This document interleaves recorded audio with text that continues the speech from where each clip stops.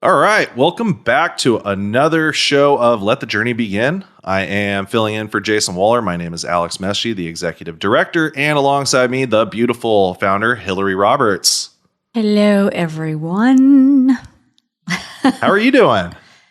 I am awesome. I am so awesome. I just had the honor of speaking on the Capitol steps, which is just crazy since back in the 90s, I disappeared with Dad and stepmom's car, and they couldn't find me for 3 days. And it's just crazy. Then getting to speak to the powers that be, plus a bunch of people in recovery, my mind is blown. I just feel like God shows off sometimes in big ways.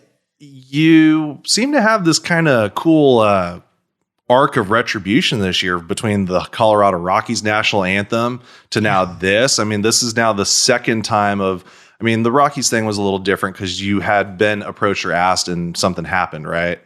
Yeah, I drank and drugged myself out of it because I couldn't show up. And then you got vindication by being asked to do it again. And now, you're stealing Dad's car up in Sacramento, and now you're being invited back to do something with purpose. With purpose. And it's, about that hope of recovery. And, we talk about the pandemic within the pandemic of all the hell that people have been going through. But there are millions of people that are sober and clean and living these amazing lives because of the help of so many. And it's just beautiful, Alex. It's beautiful. And I'm really excited because we have a guest today that's going to talk about that hope of recovery. Yeah, we have a great guest that's going to share his journey and hopefully provide some solution to some of the individuals that are listening. And I think it's going perfectly coinciding with one, National Recovery Month. We are in September. Yes. Two, we just launched our Oakvine IOP scholarship that they so graciously donated to us. For those that are in the Austin area, this one's for you guys. And that'll be running until the end of the month. But this month is going to be very busy for us. We've got a lot of great things happening. We're representing the foundation on a city level in the city of Mission Viejo, state level at, yesterday at the Capitol steps. And we're rolling down to the national level now, representing Texas, helping them out with a treatment scholarship. So this year has been an absolute whirlwind. I'm sure it has been for you because I'm on the back end, catching everything that you and Jason have been throwing behind you guys. But without further ado, why don't you introduce our guest? So I'd like to introduce, he happens to be very good friends with my boyfriend, Greg. And I know that he rode in my car with Greg. And that's all I know. And I've heard that you just have a miracle story. So I'm looking forward to hearing from you. Everybody, welcome Adam. Welcome, Adam. Thanks for joining us. Thanks for having me. So I know that we met through Ethan. Mm-hmm. You already know Hilary through her car and Greg. Mm-hmm. But neither of us really know you. So where do we start? I also know Jason too. I grew up in CDM, and I think I was 2 years behind Jason. But like during that time of when they were doing Laguna Beach, like my parents were always like, why can't you find someone sober to hang out with, in high school?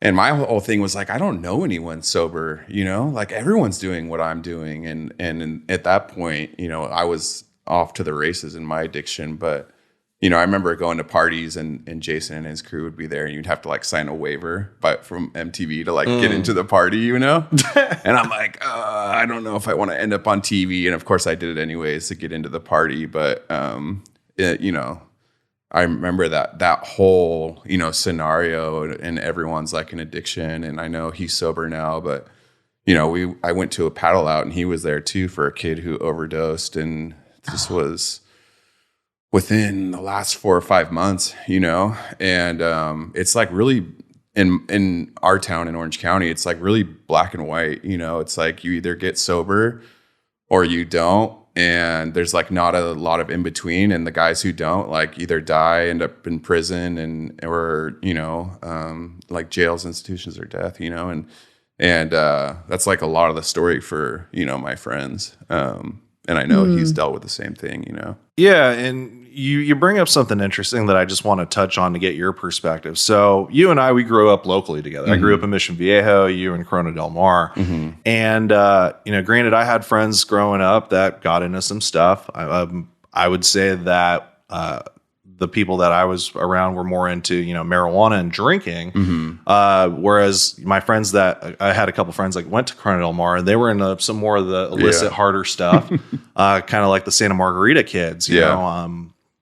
How was your perspective during those times? Do you think it was different than, what I was seeing, or what did you guys go through exactly? I think because like parents now that I talk to, because a lot of people know now that I'm sober and I've been sober for a while, and parents talk to me as like, how can I, help educate even my kids. I have a 3-year-old and a 4-month-old, and I'm just like, obviously my wife's sober too, and there's like a possibility that they could have issues. And I don't think you can ever like talk someone out of it, and because, my story, there were like huge consequences to getting loaded and choosing drugs over my responsibilities.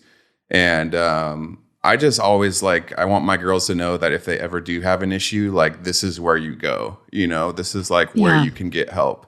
And, I've had friends that, their parents are like, I'm going to give you $100,000 if you get sober. I'm going to buy you. My parents bought me, a brand new Silverado coming out of treatment. And I went and, drank, shortly thereafter. And there was all this like material stuff thrown at us and for just the right reasons, they're like, my parents wanted the best for me. But for me, I just totally took advantage of that, and I know a lot of kids that I grew up with, where that's their same story. It's just, they had the disease of addiction and whatever the parents tried to do to wedge themselves in between that from getting their kid to be out of control, there was no stopping it. But so on that note, there's a question we ask all of our guests. What did you want to be when you grew up?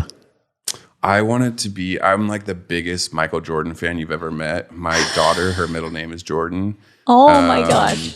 And I wanted to be a pro basketball player. I was supposed to be like 6'4", and I had spine issues. And so I ended up like playing volleyball, but I still wanted to like do something with that. But like my life like started spinning out of control when I quit playing basketball my sophomore year, because basketball was like kind of my outlet. And I still like continued to play volleyball and then tried to go to college to play volleyball. But when I stopped playing basketball, that's like when my life completely just went off the rails or started going down that road. So I wanted to be a pro basketball player like Michael Jordan. And did you stop playing basketball because of those spine issues, or no, something else happened? So, I mean, I remember it clear as day. So I went to UCLA. I was playing basketball and volleyball. UCLA came my sophomore year and said, we want to offer you a scholarship to come play volleyball at UCLA.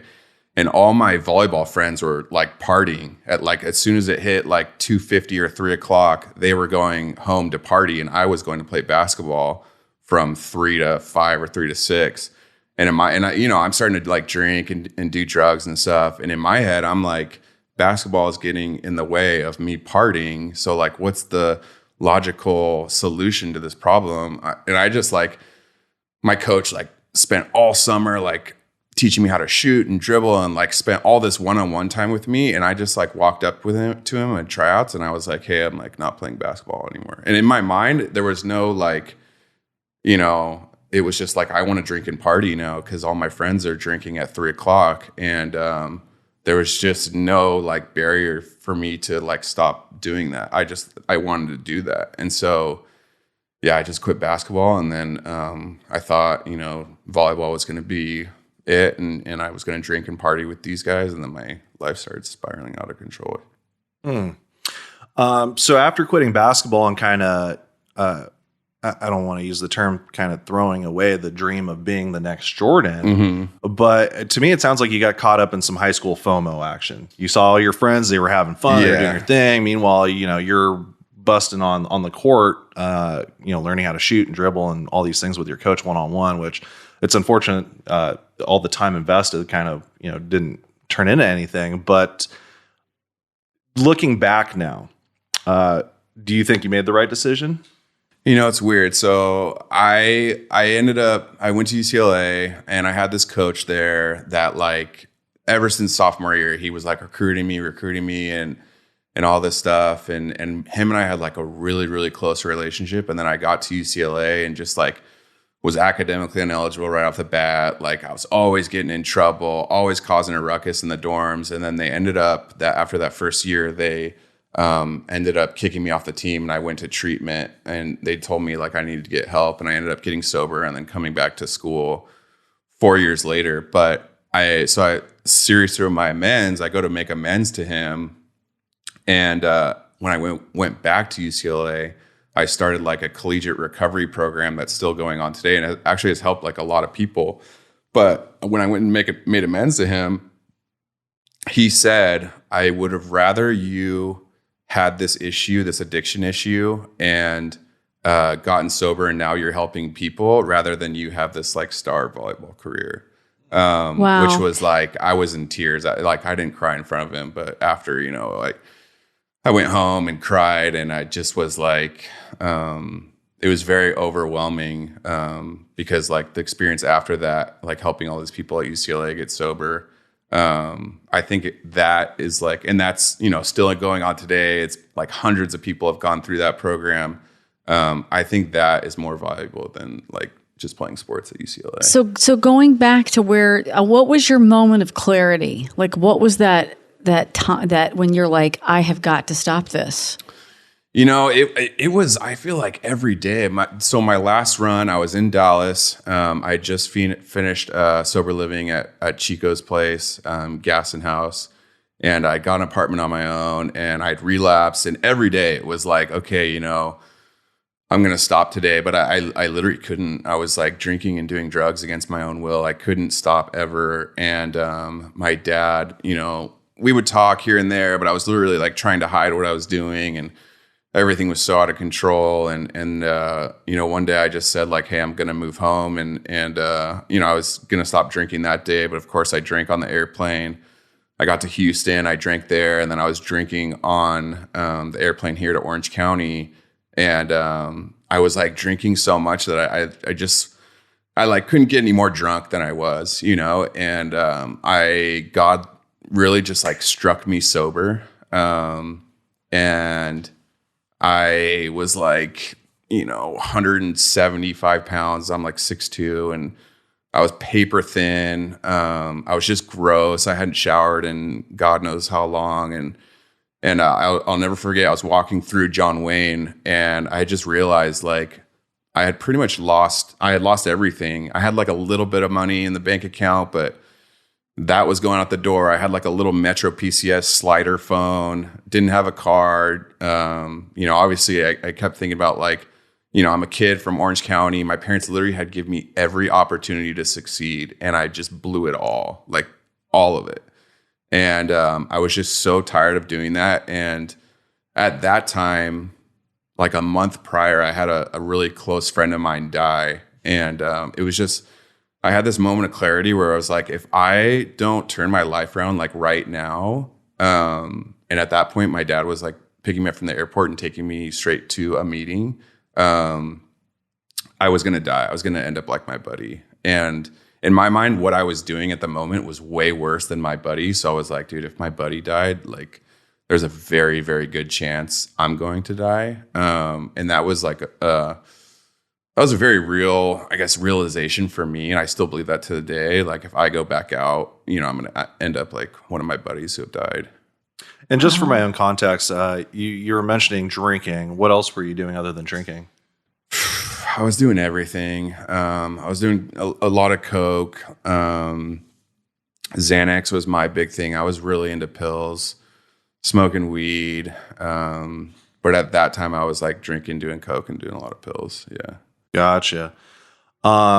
So this this moment of clarity, was this 11 years ago or so? Yeah, November 2nd, 2010. November 1st was my that's awesome. last day I drank, but November 2nd, yeah. And then That's since awesome. then, have you had any cravings or anything like that? Or is just like once you have that moment of clarity, you're like, I'm done, it's over, and then off Yeah, to the I mean, races? my first year was rough, and then there's been events that's happened in my sobriety that I'm like, something's happened, and Can you share some of what those are if you don't mind? If you want. Yeah.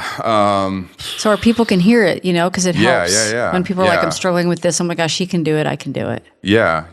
I mean, my biggest thing that it didn't make me want to drink, but it made me want to numb myself. Gosh, this was 3 years ago, or almost a little over 3 years ago. I got a girl pregnant, which she ended up, becoming my fiance, and we got all the way to 8 months, and we lost the baby. Oh. And we had a name picked out. He was a little boy, and I think that was. And I since got remarried. I have 2 beautiful little girls now. I cherish those little girls. Like, I never envisioned that for myself when I was getting loaded, but losing that little boy was definitely the roughest thing in sobriety. And then the relationship went with it, or is it the same? Yeah. She struggled, and I pray for her often, and we don't communicate anymore just for the respect out of my current wife. Sure. But and obviously what she went through is way worse than how I felt, but that was rough. I mean, I didn't necessarily want to get loaded, but I didn't want to feel what I was feeling, just because of the emotions of going through it, and like, I'm gonna get this like precious little boy, and like we named him, and like the whole thing. That was the roughest thing in my sobriety for sure. Wow. And what'd you do, or how did you manage to maintain through it? When I got sober, I had a group of guys that I got sober with. I obviously had a spiritual advisor, and I did all the work, because up to then, really, I hadn't done the work, and I wasn't really willing to work, to look at myself and do the work. And I got on the phone, and I just made calls, and I was real, and I told my buddies, because at that point I'm like 7 or 8 years sober.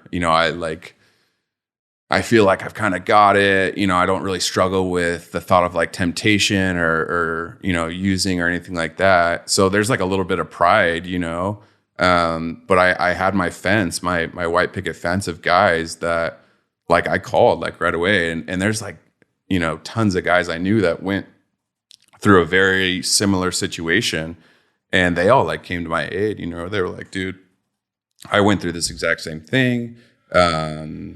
Obviously, as men in America, you're not really supposed to talk about your feelings and emotions, and this is like a normal thing. And women, this happens to women all the time, and yada yada yada. You just go on, but I couldn't get out of bed. I couldn't like go to work, and it was like everything surrounding that whole situation was so tough. And I had guys like show up at my house, like when I didn't even call them, and they were just like, dude, like get in the shower, like we need to go on a walk or go on a run or go work out or, do whatever. And those guys just carried me through it. And it was like a very nail dragging on the chalkboard situation. It was just really tough. And, but I don't know, man, I had like 2 or 3 guys call me after that year and be like, dude, like my chick just lost our baby. Like, how do I stay sober?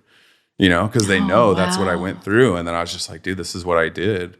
And, I think everything happens for a reason. I love my girls like no other. I mean, every day, like before I leave for work and when I come home, I just like hold the back of their head and I just like stare at them and have this like super intense, moment and just tell them I love them.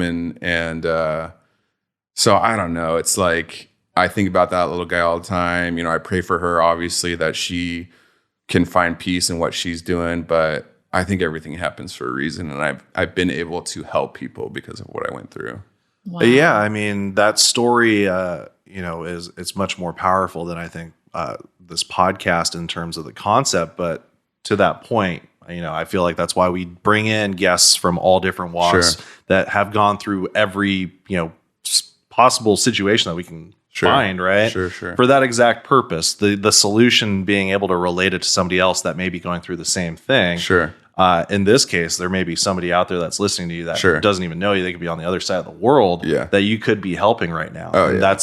that's the one thing that me and not being a person in recovery, I appreciate so much, that whole giving back to help. And it's a mutually beneficial thing.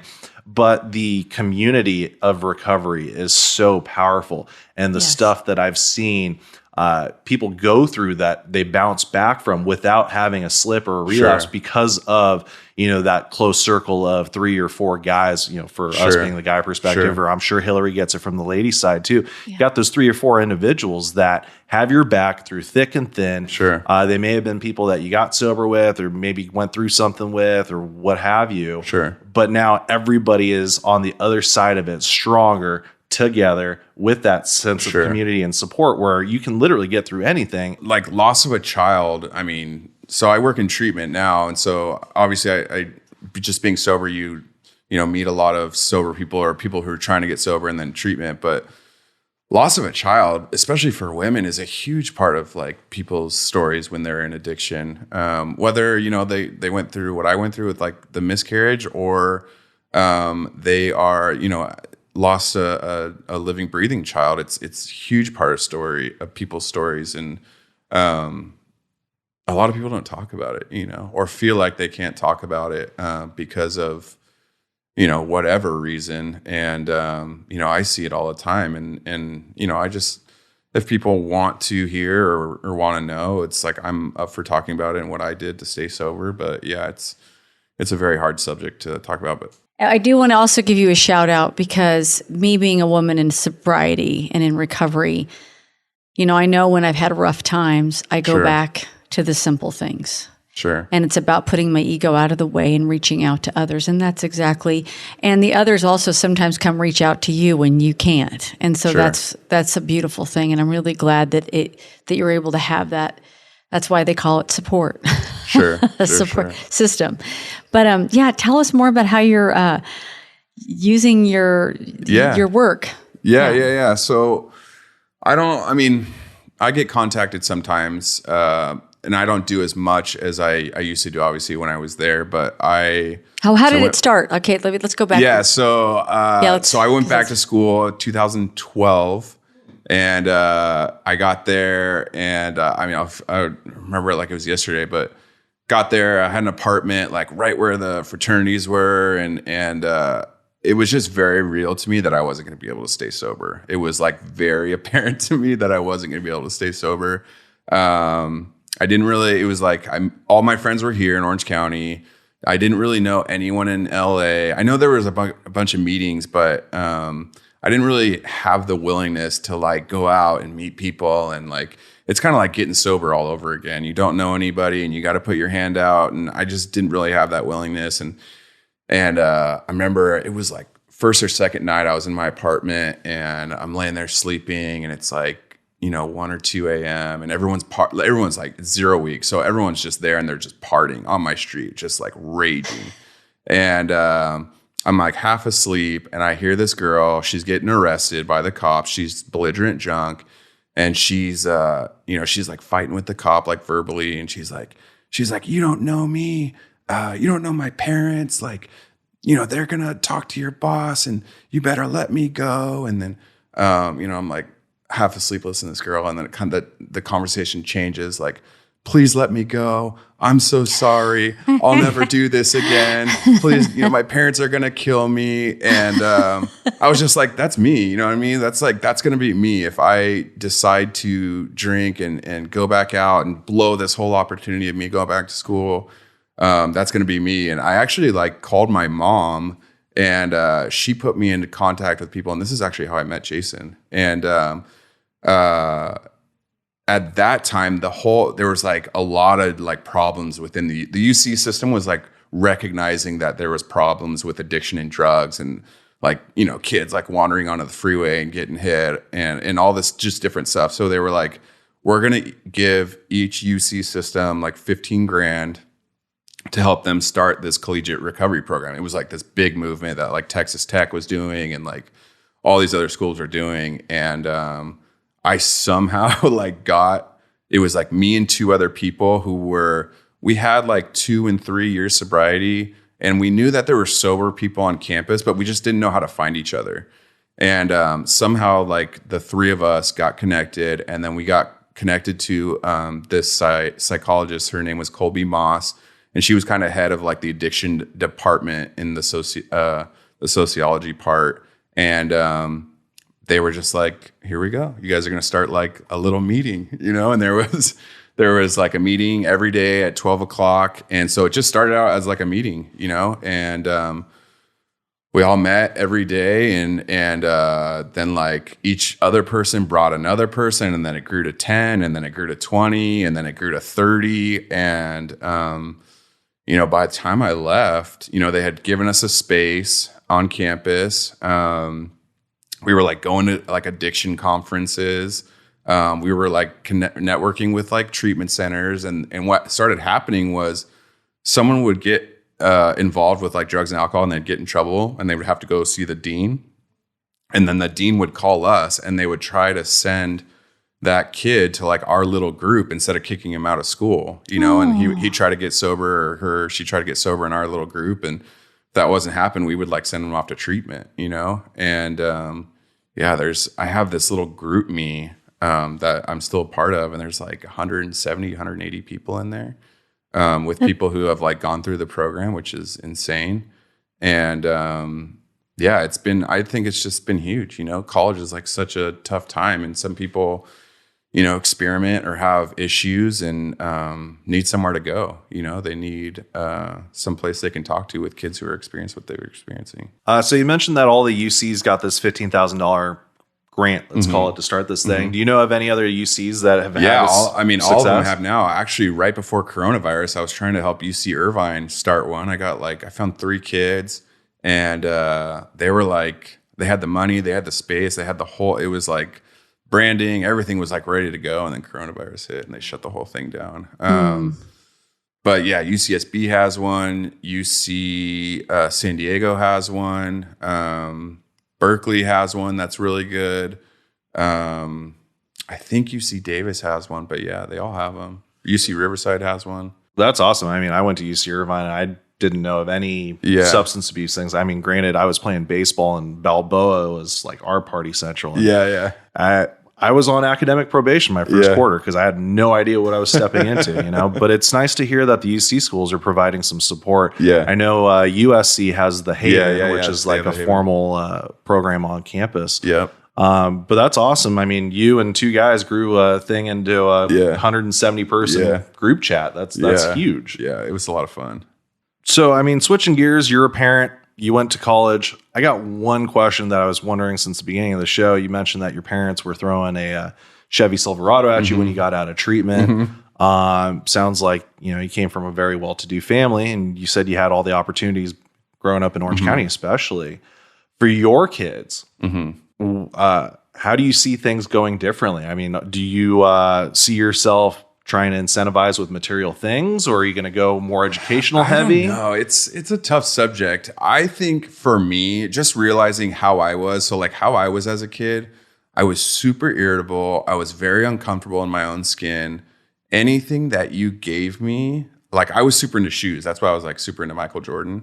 I wanted every colorway of his shoes. I wanted every 1 through whatever it is now. I wanted all of them, and I wanted every colorway. But like, I would like get the shoes, and then I'd be like, dude, I'm on to the next. Like the next pair is going to make me happy, and a lot of like people in addiction or who have alcoholism or whatever drug addiction issues, I can almost like I'll see kids, and the way they act, and I'm like, they've kind of got it, or they're susceptible to it. And so,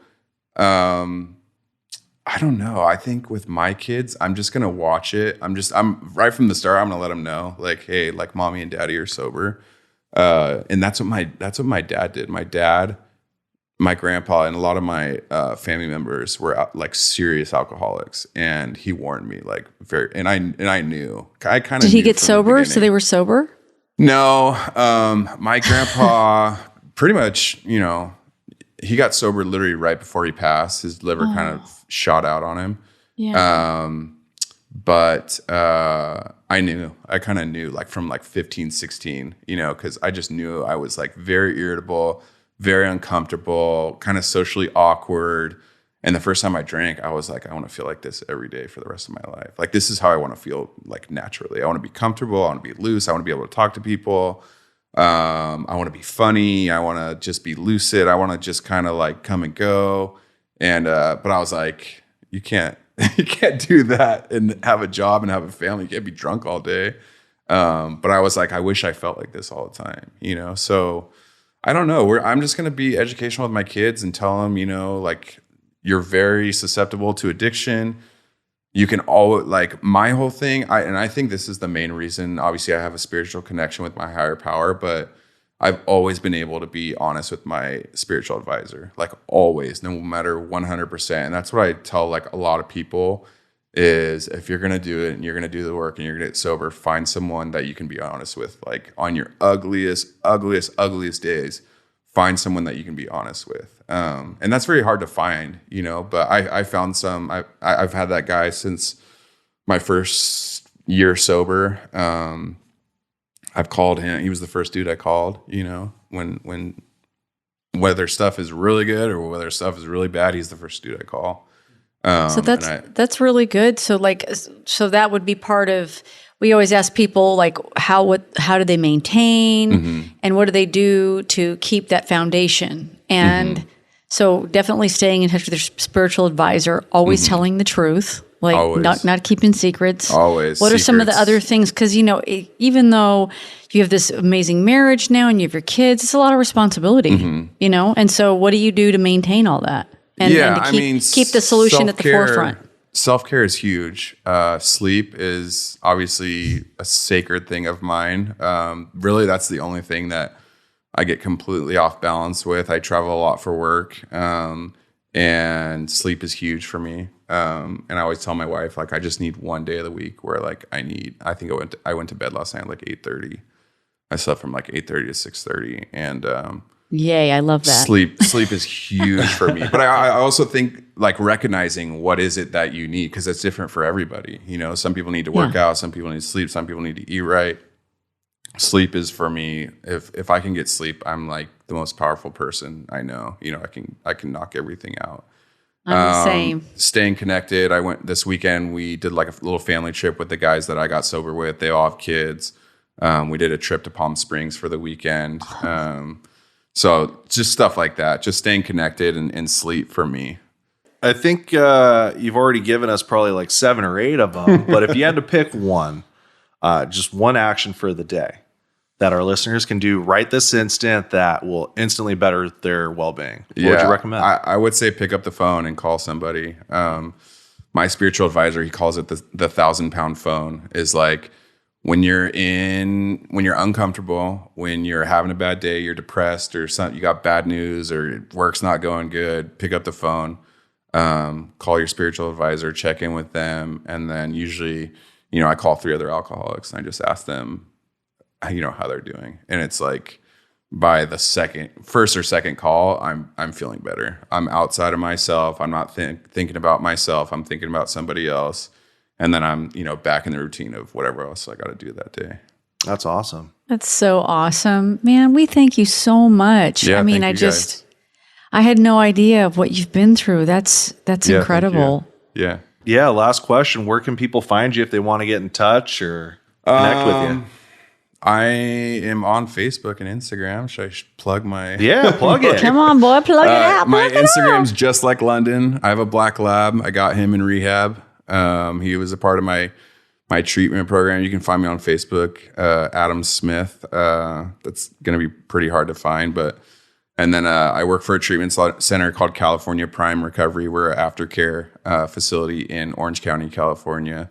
Work with tons of people out of state, people who want to come to California and get sober and be in sober living and do aftercare. Awesome. Well, thank you again for joining us. Yeah, of course. This was Thank great. you guys. Thank you so much. I can't wait to see your facility. I want to see it some point. Yeah, we'd love to have you out. I know you come out here, so we'd love to have you. Okay. And bring Greg and the McLaren with you. I'll do it. You're like, you know what? Actually, just bring the McLaren with you. Just the McLaren. And Greg. You can stay. Yeah. Awesome. Well, that wraps another episode for us. Thank you, Hilary. Thank you, Ryan, behind the screen here that people can't see. And most importantly, thank you, Adam, for joining us. Thank you, guys. We'll hope to thank see you you. soon and come check for you guys sure. out. We love it.